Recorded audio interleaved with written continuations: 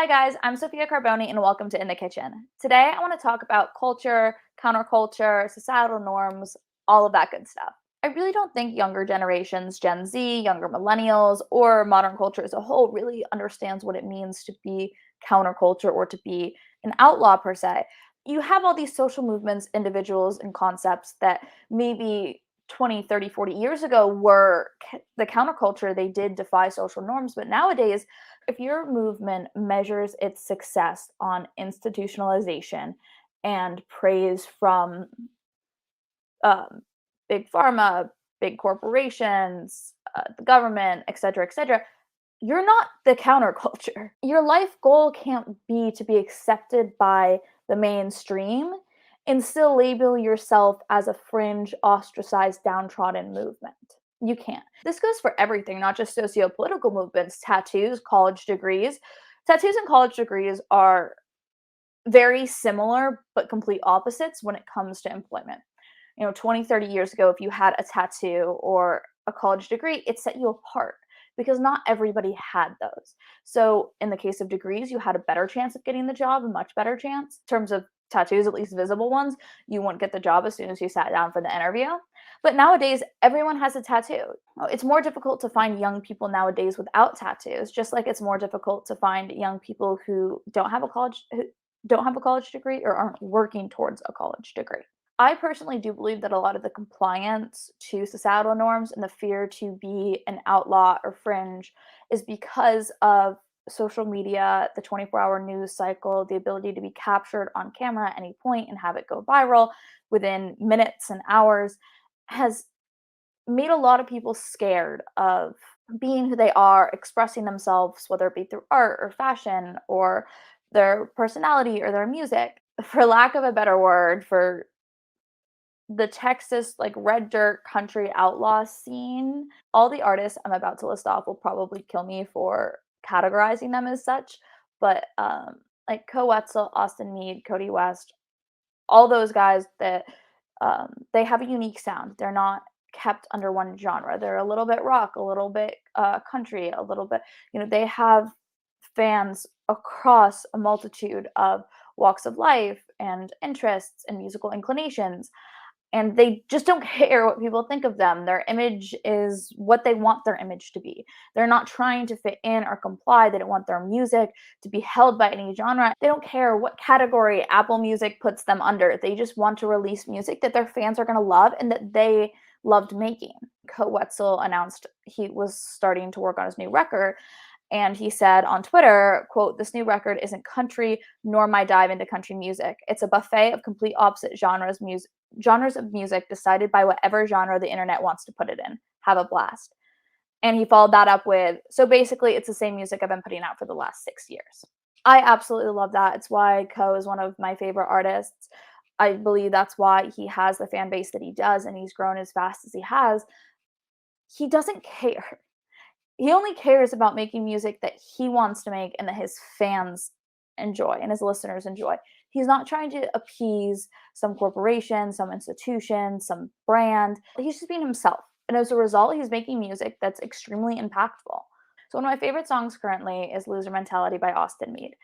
And part of the chorus goes something along the lines of, "I have a loser mentality. I don't care what people think of me." And I love the song. I love that line. And taking it out of the song and out of context, I think it's a great way to kind of show that a lot of people nowadays and just culture in general, everyone is looking for likes and for approval from their friends, from strangers, from the internet, from brands, all of that. So having someone who genuinely does not care what public opinion is of them, and I think that people take this idea of not giving a shit and put it into this category of having a loser mentality, not wanting to succeed, and having no ambition, having no goals, not wanting to work for something. That's totally untrue. You don't have to be accepted or praised or succeed in traditional mainstream corporations and brands and organizations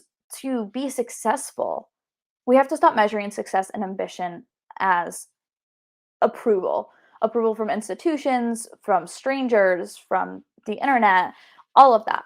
People ask me why I love that kind of music so much and those artists and that style when it doesn't necessarily fit in a category, and it's because it doesn't fit in a category. It's its own animal. It's not looking for praise or acceptance. These artists, this music, it's just going to keep doing its thing, and whether people are accepted or not, it's going to be there. And that's the mentality that I think more young people and more people as a whole need to have. Leave all the filters and the spell check and all that for social media. In real life, you shouldn't have to censor yourself. You shouldn't have to filter yourself.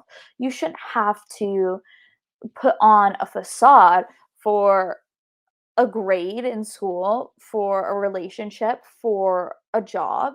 You shouldn't have to compromise your morals and values in something that's such a big part of your life. You shouldn't have to sell out. You shouldn't have to sell yourself to the media and to corporations and to a romantic partner that doesn't have the same morals and values or outlook on life as you do. Desperation for a relationship or a grade or for a job all results in the same thing. You're compromising your morals and values, you're compromising your own integrity, you're giving part of yourself away, you're selling out, so to speak, for a temporary success and not even a true success. I don't believe that you are truly successful if it's a temporary kind of gold star that's given to you by a large institution or another entity. You're not happy. You're not working towards things that you genuinely want and love. Culture thrives and a society succeeds on a lot of things, but one of which is individuality and the ability to have, going all the way back to Mesopotamia times, all the way through every single civilization during its successful periods, where the diversity of thought, having different opinions that you could talk about and argue and debate and see which ideas and which theories did actually work and what were the best ones, and arguing pros and cons. When you have groupthink, you lose that. When you have a variety of artisans who are pursuing their individual passions of pottery and woodworking and all these different crafts. That's how different styles of music are born. That's how different fashion trends are born. That's how things evolve. When the only diversity you have in a society is superficial, meaning skin color, hair color, tattoos, piercing, that's not a sustainable society. You have to have different ideas and concepts and ways of life so that they can be debated and criticized and discussed to find out what works and what doesn't, what's beneficial, what's not, as a populace. Criticism is good, it's healthy. We have to teach younger generations how to accept criticism and instead of interpreting it negatively, taking it and using it as fuel for their passion. They have to turn it into something productive.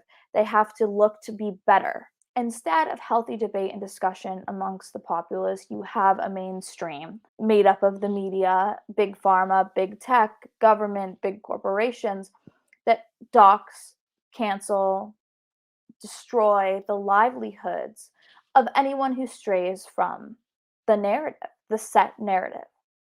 That's unhealthy. That's unhealthy to the society as a whole, to the individuals within that society. You're not allowed nowadays, and you haven't been for north of a decade, to question what you're taught. You should always ask why. You should always look for the reason, find the reason, question authority. Like I discussed earlier, things 30, 40 years ago that were considered mainstream are no longer, and vice versa.